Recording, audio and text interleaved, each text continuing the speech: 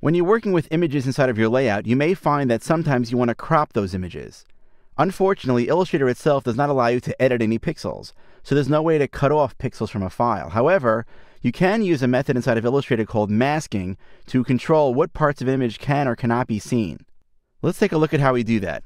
I'll start off with a blank new document, and I'll go to the File menu and let's place a picture on our page.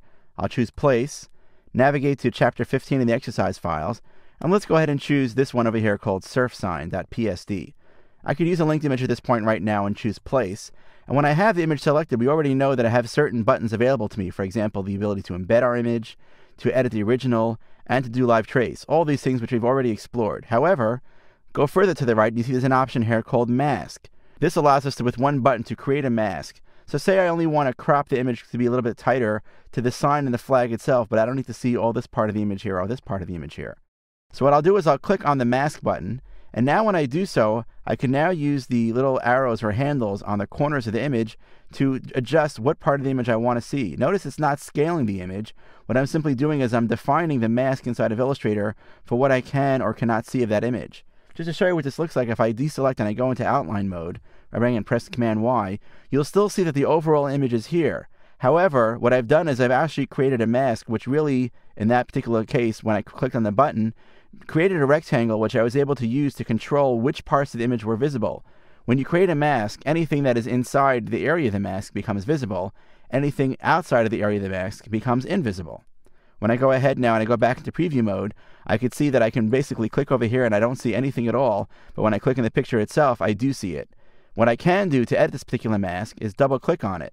Notice now I'm isolating this particular mask or this image itself. Clicking on it again now it reveals the whole image, which I can then move around if I want to. I can then double click to exit the isolation mode and I can see that I can move that around as well.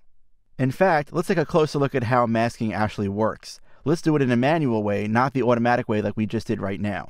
I'm going to choose Command A or Control A to select everything and press Delete. Now I have a blank document again. Let's go place another picture. I'm going to go to the File menu, choose Place.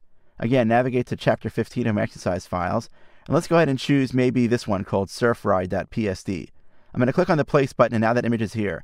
Let's say I want to focus on just this one part of the image that's right here, but I don't want to mask it into a rectangle. Maybe I want to create like an oval. So what I can do is I can go to my regular tool over here inside of Illustrator, my ellipse tool, and draw a shape. I'm going to hold down the Option key, which actually allows me to draw it out from the center, and draw a shape something like this.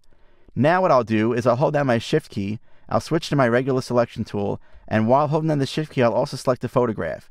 So now I have two things in my selection.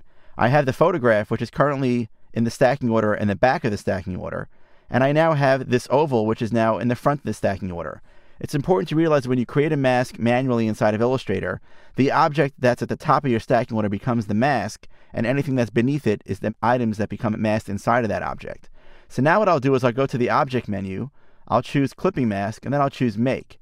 Now you can see that the photograph is only visible through the circle or the oval that I've created. It's not available or visible for me to see anywhere outside of it. I can double click again to isolate it now, and now watch I can move this photograph around inside of the circle without adjusting the circle in that way. Now again, double click outside of it to exit that isolation mode. So now I could very easily crop and work with photographs. In fact, if I wanted to scale the picture to be a little bit more larger inside of that shape, I can once again double click on it to isolate it. Now what I can do is basically click on that photograph to select it, and then holding the Shift key down, I'm basically now enlarging that photograph. I could of course use the scale tool as well. When I'm done with the editing, I can exit isolation mode this way, and now, again, double click outside of the shape.